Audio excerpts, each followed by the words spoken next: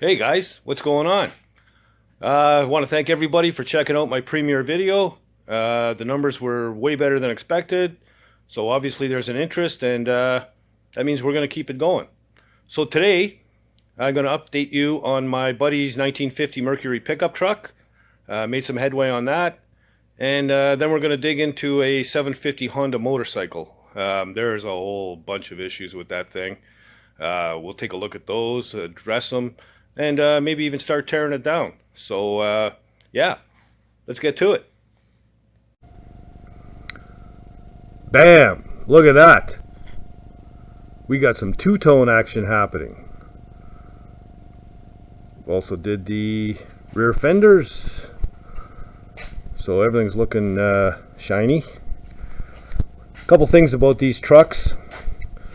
48 to 50 Ford Mercury. They have this two-piece fender here. And oftentimes moisture gets in there and they rot out. Really hard to find a good set. The clip that was on this had issues, and so we swapped it out. This is a different clip. It was in mint shape. I mean, this thing unbolted, no problem. I think out of about 60 bolts, I broke 2, and yeah. So the hood has yet to be done. It's paint ready though. It's in primer. I didn't get the running boards done yet, mostly because it needs some quality time with some sandpaper. So yeah, getting pumped up. I still have to bolt the fenders to the cab. We're going to buff the rear fenders on the sawhorses before I bolt them up to the box. And so that's where we are on that. So yeah, I'm kind of excited. I think the turquoise and the black really pop. So there we go. Okay, so I had to move some stuff around so I could roll out the bike. Here it is, 79 Honda 750 double overhead cam. I believe it's the first year for the double overhead cam, but feel free to put some comments down and let me know if I'm wrong or not. The guy I bought it off of did hear it run. He said, but it didn't run very well, and he had no idea why he couldn't start it. Well, when I'm just moving it around, the carburetors fell off. So, gee, I wonder if that has anything to do with it. Probably. Also, I've already said how much I don't like this Harley Sportster tank. It just sits way too high. It's got a ding in it anyhow. And if you see how shallow the tunnel is on this one, it's not like the one on my other bike. And I can show you real quick. This is also a Harley Sportster tank, but it's got a much deeper tunnel on it, so it sits down on the frame. Much better looking. Anyhow, so that tank's got to go. Another issue we have is this. When you mount a fender in just one spot like that, it's a pivot point. Eventually it's going to vibrate and come loose.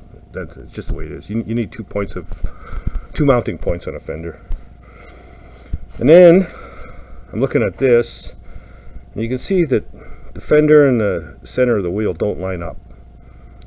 I'm not sure what's going on here, but I do know that the spacing between the tire and the frame, like I can't get 2 fingers in there, and over on this side I can get 3 full fingers in there. So the wheel is this way. So I'm not sure if the engine is mounted a little cockeyed, if there's a problem with the frame, if it's just spacing. We're going to find that out pretty soon. I do know that the chain rubs here on the battery box, but there's room to move that battery box up, so that's not a big deal. And the chain also, there's a mark on the inside of the frame where the chain rubbed the frame. Now that could be a problem. And there's no chain guard, so I like to have those. If you've ever had a chain come up and slap you in the back of the leg, you know how much fun that can be. So we're going to take the tank off, take the fenders off. I think I'm going to take the pipes off as well, so I can get a stand underneath it, get it up a little bit, and we'll go from there. So yeah, I'll take those parts off, and we'll see you in a bit. Okay, parts are off that I wanted, got it up on a stand.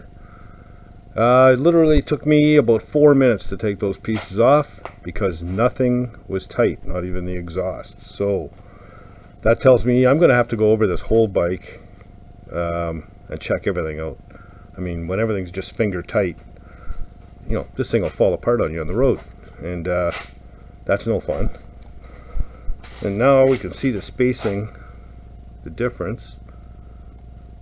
Now I ran a straight edge down the spine to the wheel. The wheel is over that way only about 1/4 or 3/8 of an inch. So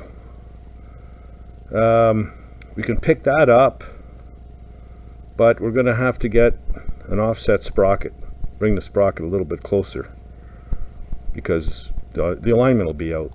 So yeah, I think I may have one in my parts department upstairs. We'll see.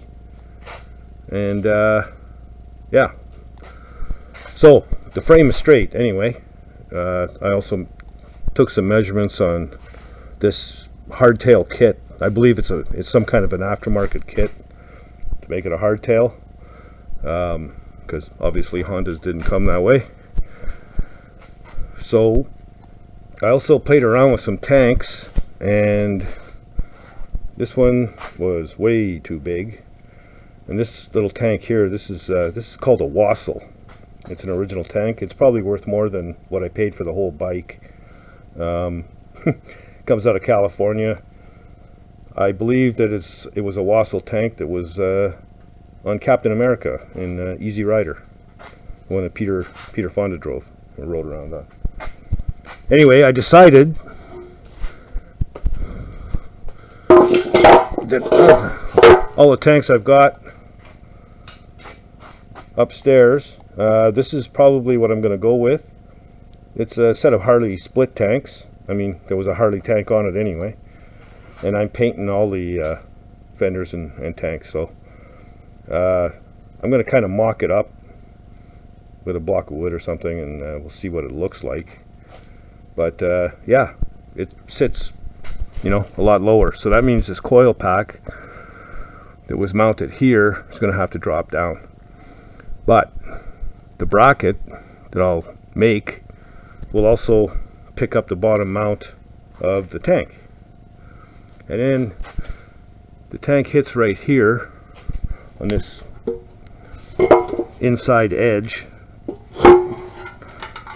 right here. So I'm just gonna heat this up and smash the hell out of it with a hammer till it fits, and yeah, we'll get that on.